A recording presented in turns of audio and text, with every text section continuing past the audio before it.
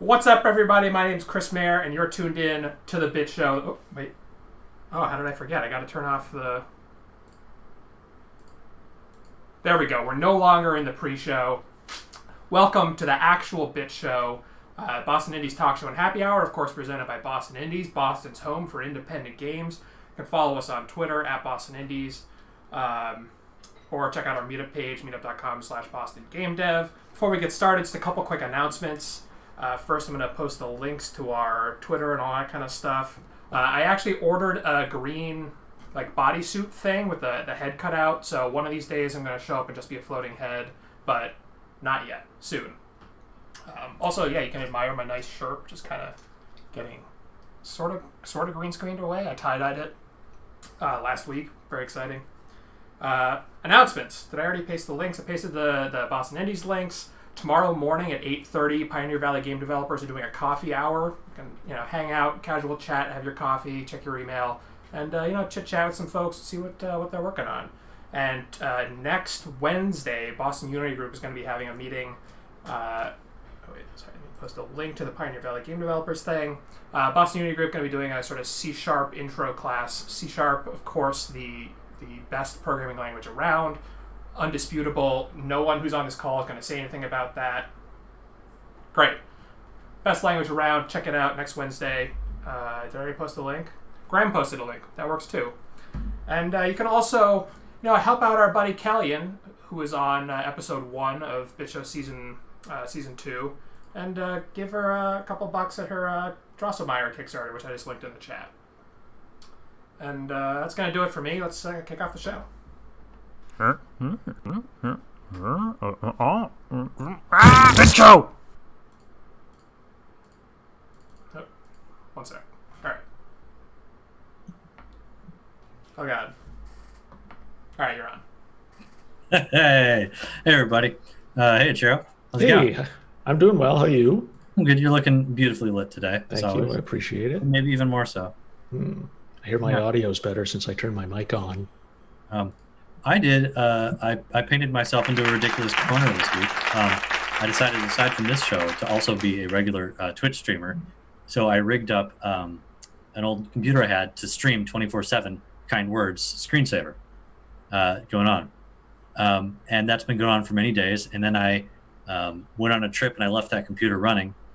The internet went down. And when the internet goes down in the game, the deer just pops up and says, "Oh no, something's gone wrong." And so twitch.tv/popcannibal is now streaming for the next several weeks a 24/7 stream of just a deer sitting there, and I can't figure out how to stop it remotely. I can temporarily host other channels over it, but I can't stop the stream of an error state of my game. Could I make a suggestion? Yeah. Next time, run it on Linux. Oh, yes. Well, because then you could shut it down remotely and you log in. Oh yeah, because yeah. No, I had it on that free Windows tablet that they all gave everybody at PAX in 2013. Remember those? Yeah, you loved yours. Your Surface. Wait, you're talking about the Surface Pro 2? Yeah, that's what I had. I was like, oh, I got this extra thing. I'm going to run it on that. I quote you regularly on that when you were very complimentary about it. It had some nice oomph to it, and I hear the latest are quite good too. Yeah. Yeah, and that's what I did ridiculous this week. In other delightful kind words things that happened, Luigi was just pointing this out. This is the thing. So we do this moderation every now and then, or all the time. And every now and then, someone misspells the word expensive. And we get a flag saying that this message has the word penis in it. And we have to go through and try and find it. And it's always expensive. And you got to go through and find, is that really what they did? Are they, is this some spam? Or are they just talking about some expensive costs they had to make? So that. Look, so penises aren't a dirty topic. No, but they're a yellow flag that someone is going to get into stuff. We're happy to let people talk about those all they want as long as they're doing it right. Okay. I mean, that is actually very reasonable. I also saw, didn't somebody felt some art? Felt? Oh, yeah. Somebody made a plushy trouser fish, this fish with pants on it that's a sticker in the game. And it's great, but it's also insanely I don't know. It's just hairy for a fish, which makes it unusual. And Well, I think it was felted, right? yeah, I loved it. It was great. It's a kind of tribute I've never received before. I was very happy and honored for this hairy fish to exist. I think that's awesome. Yeah. That's all my news, man. That's what I've been up to this week. I don't know. We should just talk about. There we go. That is a trouser fish, and that looks pretty amazing. And I do think it's felted. Maybe not. Now, in second thought, maybe it's something else. I couldn't quite pin the material down. It's some glorious hairy panted fish thing. Yeah, I don't know. Maybe somebody in the chat can help us out. Anyway, moving on. PUBG coffee hour. What? You're all up in Chris's announcements. Oh, sorry. Fumble the show. It says fumble the show. We're doing that right now. Why don't we move on to bit showboating? But has anybody done anything this week? Yes, they have. I think a lot of people have done awesome stuff. It's because everybody's always working hard. Yeah. You starting or me? I'll start. I mean, Evan, who I don't think is on the show. Again, that's 2 in a row, Evan. What the heck? He described what he's working on to me as Smash TV. Or is it? Smash TV. And then after that, I just ended up in a haze of happiness. And he's like, he's basically making his game. Here's a loading screen. It's nice. What else is there to say? Nothing. I feel like making a nice loading screen is a real deficiency in my experience. I've never made a loading screen that I'm absolutely in love with, and I feel I won't be complete until I do. Well, the latest hot topic is that you should reboot the system between levels. I saw they could do that with the original Xbox, and Morrowind would secretly do that while you're during long load screens. That's amazing. That's art. All right. But that's not something Jason Gertner would ever do with Last Slice. You like that segue? I do. This video is action-packed with lots of feel. I'm really digging it here. Showing off different toppings. You can change gameplay. Smashing guitars, throwing food around. There's a lot of feel here. Yeah, it looks nice. People, juice. like keep it going. All right, next. And then Jason is up again. He and Gavin went and did a weekend game jam. They decided to do a battle royale over the course of a weekend, which is pretty nice. And so you play fire and you try to do other fire things. I guess you burn wood and you try to dodge water. And the better you get, the bigger you get, which makes you a bigger target. Nice. All right, I'll do Drake Hollow. Did you know that it came out on Xbox Xbox Game Pass, and from what I understand, was very popular there. It is coming out next week on Steam, so pick up your copy. It's basically a game about your Tim Burton and their radish friends that you're trying to save. Dan over at Lantana Games putting out Mondrian, not just Mondrian. This is a sequel, Mondrian Plastic Reality. That was it. This video here is highlighting the Razor intro. That's a cool thing. Yeah. I'm just excited in general to put out a whole sequel. It's got this. Looking at there's other trailers for it too. It's got this really reminded me of like Rhythm Thief. This vibe of like the character art in front of these puzzles and stuff. Looks really cool. Congrats on putting that out, Lantana Games and Dan. Next up, we're beginning to get somewhere with I think. Like how you involuntarily started that with a sound that was like the name of the game. Yeah, my wife suggested. My wife is the marketer of the family. She works in ed tech, but I mean she's very good at marketing. She's like, why don't you move on from the brand into something really really short? And I'm like, I don't know about that. But what I do know is, for those of you in Boston who know Will Stallwood. He has joined us as art director sometime, a little bit back, and he is like, he's taking the scenes, the raw material that Ashley and Christina and Oliver over at Petrichor are doing, and he's like, do X, Y, and Z, and put these HDR effects on it, and do this and that and the other thing, and suddenly it looks like gorgeous, and I have so much hope for the game, and I'll just name it perhaps. We'll see. Will Stallwood's so cool. Yeah, Will's awesome. Also cool is Mark Aldrich. Working on that village AI, chopping down trees. Heck yeah. There's So just what something so satisfying about that. what I mentioned in chat is genuinely what I like and I find interesting as a gamer who likes systemic stuff is that like you can tell what all the bots, the AIs are doing. Like that is not just implicit in their actions, but it is explicitly spelled out there. And I think we need more of that kind of thing in games because oftentimes you have to sort of guess what the programmer made the AI do. Yeah, Chris is zooming in on all that stuff. Yeah. He says it takes like 15 billion draw calls. Can we get those? I was saying earlier. I was saying there's a lot of floor space in front of our cameras in the bit show. If we could get Mark's AI characters running around on the floor in front of the TVs, chopping down trees or attendees or something, I think that'd be great. Wow. Well, I don't know. It'd be fun. Have some AIs running around in our world. Make it feel like a live AI studio audience. Yeah. Okay. Last up, we have a normal TV show where a bunch of people are running around chopping up the audience with axes. I think that's fine. It's 2020. Kind of all bets are off at this point. Yeah, we are the new normal for a TV. The new one. In the bar here. I mean, that happened in Running Man anyway. So, Rohit, his first game with Gameco has launched DJ Scratch. It is a game within an app, right? So you load up Arcade Win, and then you see his game. I haven't played it yet, but if anybody here has on the show, I'd like to hear about it. Congrats to Rohit at any rate. Yeah. So many people doing real things, moving forward with their games and professional and hobby projects, and I'm very proud of you all, Boston. Well, speaking of somebody who does professional games and also hobby projects.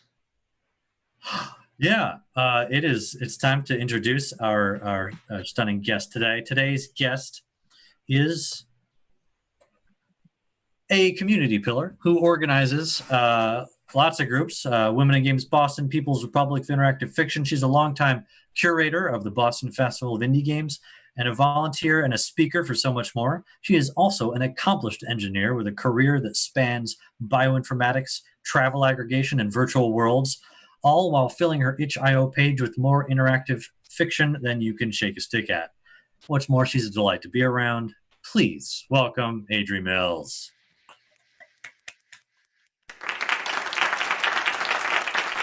Whoa. That wasn't applause. Hello. Social Chris had new sound effects. Welcome. Thank you for taking time to be with us as a busy mother. It's great to have you here.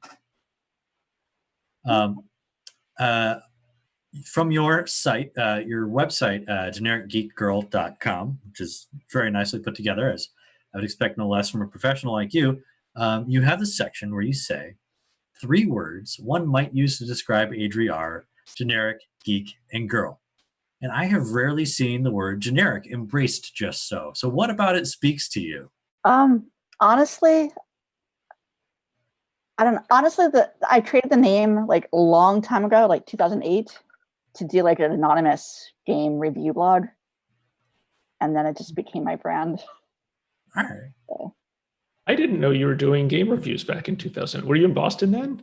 I was not. I was still in Ithaca. I wrote 2 reviews, maybe just one actually. I remember reviewing an interactive fiction game by Adri Mills, and he actually like commented on my review, and that kind of made me like, oh god.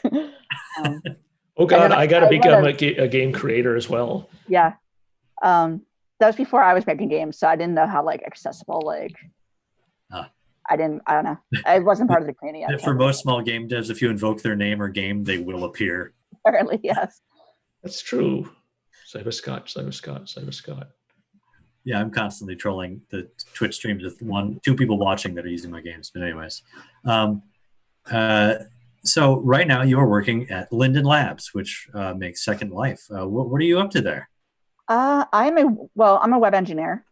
Mostly working on the marketplace. It's basically Amazon for Second Life.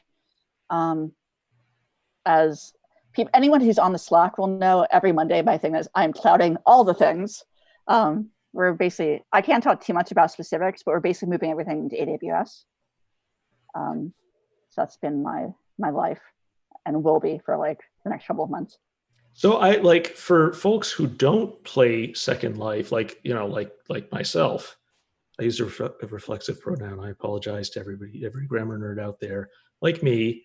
Um, it's interesting to me that there is such an ecosystem, such that there would be a marketplace. And can you talk a little bit about that?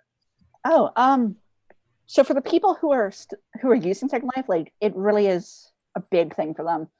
And the marketplace, like it's all user created content. It's nothing that some of the Lindens do make things and sell them, but it's not like official Second Life stuff. Like we have like a bustling economy that's mostly user generated content. It's pretty amazing. Second Life is this fascinating thing that's been running for, do you know how many years it's been running for? 2003. Wow. Right, because we just had our 17th birthday. That's amazing. I want to ask why. So before the call, like in the pre-show, we were talking about like Second Life versus The Sims Online. Why did Second Life stomp TSO?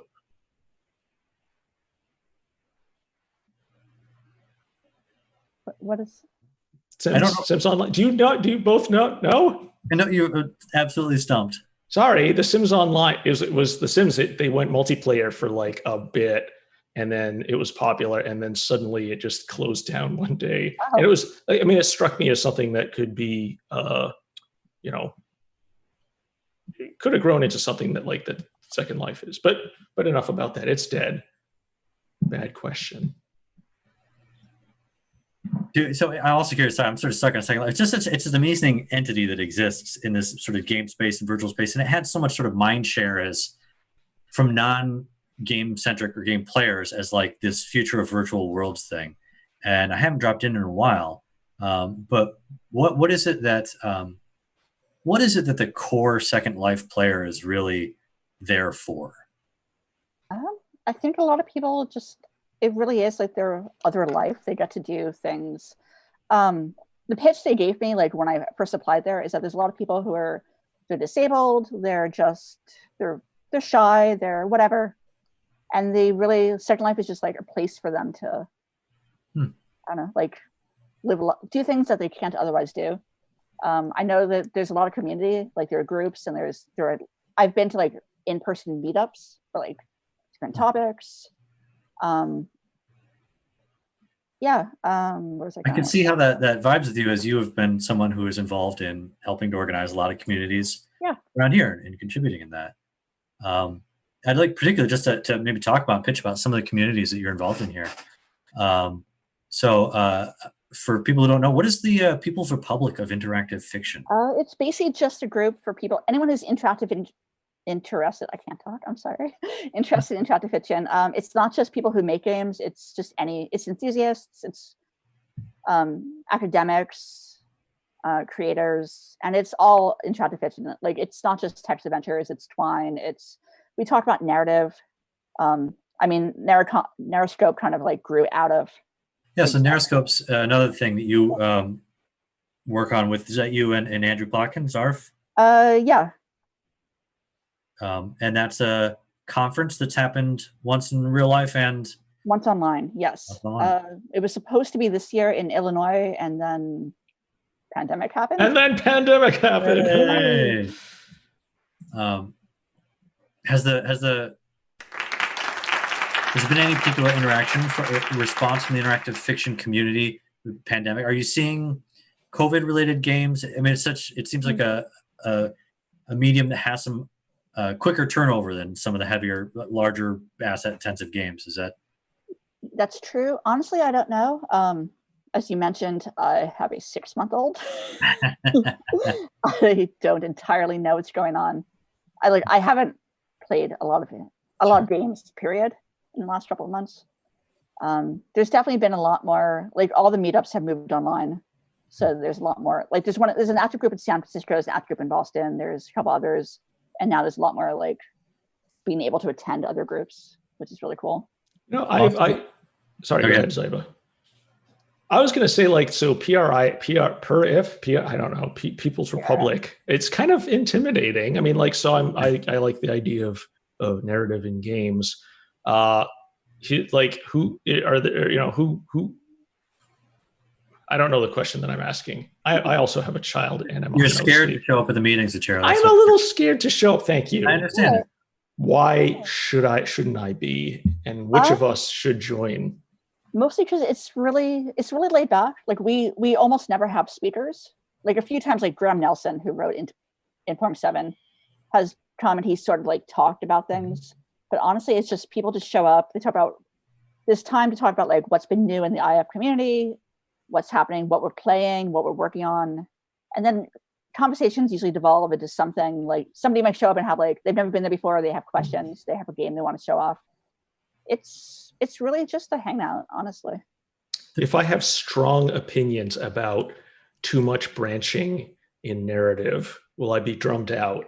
No, you will definitely find somebody who wants to argue with you, and they'll be like, yeah, it'll save us from just kind of staring at each other. I'm in. Yeah. I hadn't really examined what I think. I do find it kind of intimidating too, even though I know people like you are involved and you're great people and I enjoy spending time with you. I think, and I don't want this to sound anti-intellectual in any way, because I usually overthink things, but it sounds, my first guess, when I hear a title like that, it's interactive fiction, and they named it such a clever thing as People's Republic. It's where all the smart kids are. I better bring my A game if I show up. Yeah, I know. Can you imagine arguing with Zarf on his own turf? No, right. No, thank you. Like there's I can tell you, at Boston Indies, there's definitely room for a really dumb game that is just popcorn of a game, or and like maybe it's bad for you. It's a junk food game, and there's absolutely people there who will understand it and celebrate it. And when I think of interactive fiction, maybe it's my absolute naivete of the genre. I don't think about dumb popcorn interactive fiction. I think about smart, well thought through things that are trying to convey something. Am I off base here? It definitely depends. I mean, there's definitely stuff. I would say there's definitely a spectrum. I mean, there's a lot of like, there's definitely well thought out games that are also of the like popcorn variety. Like they're not all like super highbrow. I mean, I do know I have friends who make like these really amazing like wordplay games, and they're like over my head. And, like, but I mean, I don't know. I write games about tiny ninjas. I mean, like. Yeah. So, and that's what I pointed that you've been profusely, verbosely. You make interactive fiction, and you've got a nice collection of them. Why is that in particular what you've latched onto is your game, your niche? Some part of it is mostly just I'm a programmer more than anything else, like in game dev. So I mean, I've done if you saw my cover art, like I've done all that, but bits and pieces from like other things. Like I'm good at Photoshop. I'm not very good at drawing. So I'm not an artist. I'm not a musician. I don't even consider myself a writer, to be honest. Like, which I know is kind of weird because I make word games. So I mean, I don't know. It's just, and like most of my games are in language from Inform 7, which is just really kind of pretty. I mean, I'm like I don't want to say a hardcore programmer, but I mean, like I use other languages, and this is just like kind of like candy. It's like, if you want to set up a room, it's like the kitchen is a room, and that's valid syntax, and it's amazing. And as I said, because you are a very experienced programmer, and I think a lot of people who do heavy programming and are interested in games and as hobbyists will go down a real tech heavy route and play with more tech and stuff like that. Is this a vacation from the kind of tech to work with more of the ideas? Yeah.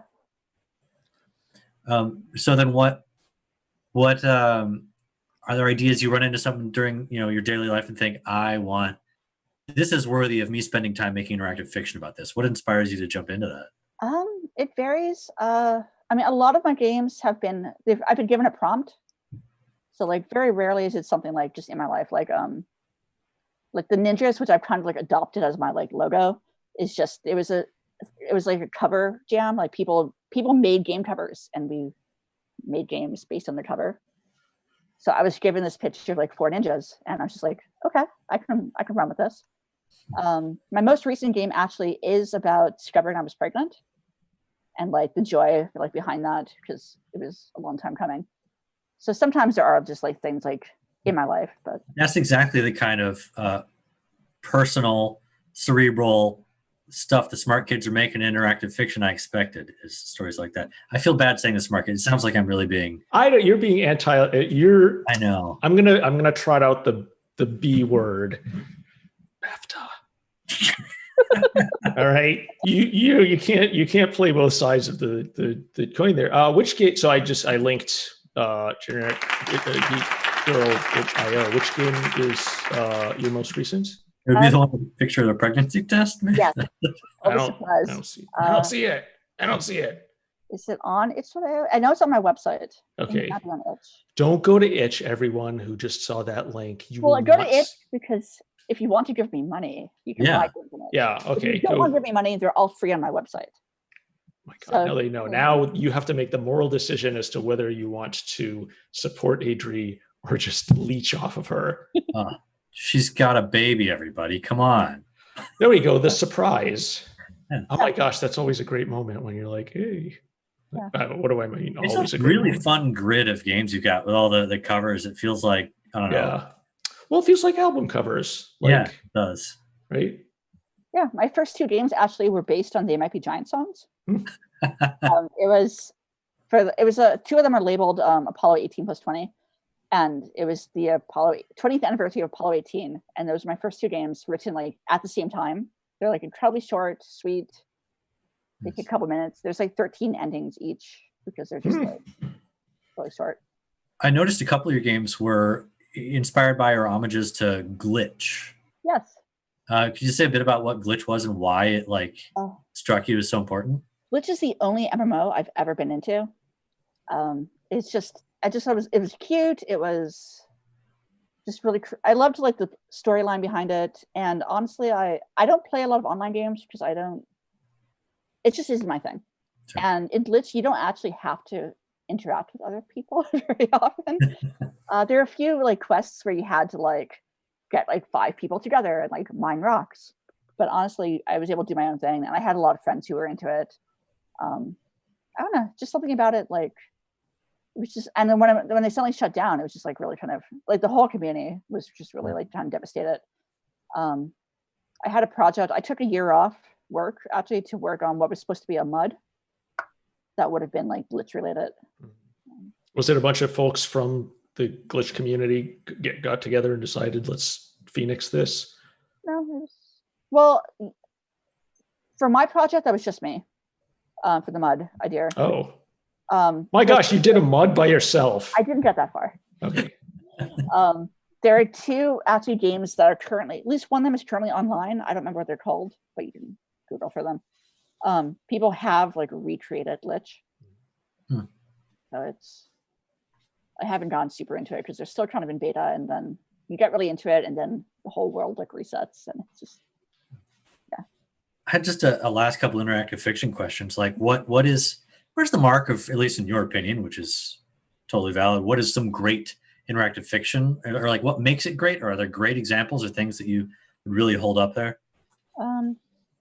So for great examples, the game that I always mention as my favorite is called Anchorhead, by Michael, I want to say Gentry or Gentry. Don't quote me on that. It's Gentroy. I love like Lovecraftian mythos. It's a really, I write like 10 games, but I love the really long games. This one takes like hours upon hours to play. There's so many puzzles. There's just, the writing is amazing. There's just, I don't know, something about it just works for me. And they redid it. He re-released it a couple years ago, I think for its 20th anniversary, actually. It's on Steam now. I haven't played this version, but I think they have this graphics, like, and it just sounds, it's definitely the game. Like I tell everyone, like, go play this. Sorry, what's the name of that again? Anchorhead, Anchorhead. Cool. Have you played around with any of the AI dungeon stuff? Briefly. It mostly just took forever to load, and I got really frustrated. Yeah, do you have any opinions about the looming increased interactable options of the future of AI and text games? I haven't thought that much about it.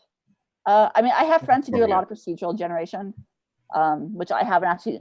It's really funny. I actually did like advanced coursework in like AI machine learning in college, and like grad level courses, and haven't done anything with that. Like, so I know there's plenty of that I could be doing. Doesn't sound like it fits with your use of IF as more of a vacation from your program.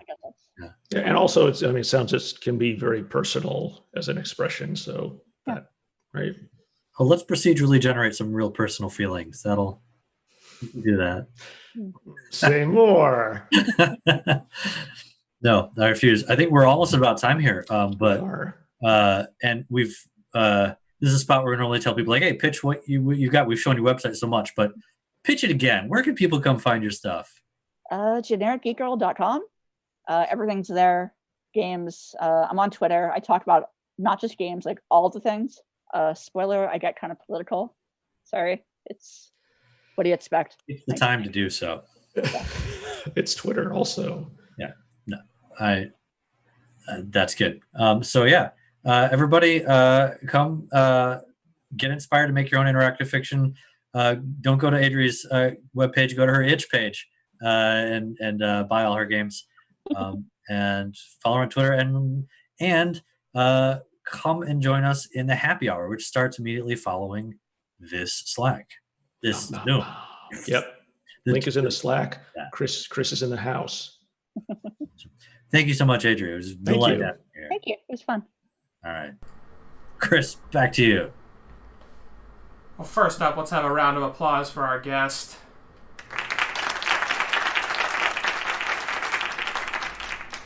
All right. Thanks, everyone, for joining us. I'll post a link to the happy hour Zoom call in the Slack in just a minute. I had two other things here. Next week, we're going to have Gwen Frey on the show. Of course, known for her puzzle game Kind, which came out last year, I think. That's also going to be the last show of the season. We're going to do 8 episodes again because I need a month off to use this time to just work on the show, I guess, in solitude. Join us next week and tell your friends if you're enjoying the show. Get your coworkers at your, of course, local Boston game studio to come hang out. All right. Thanks, everybody. See you next week. Oh, here, let's do it. Let's go!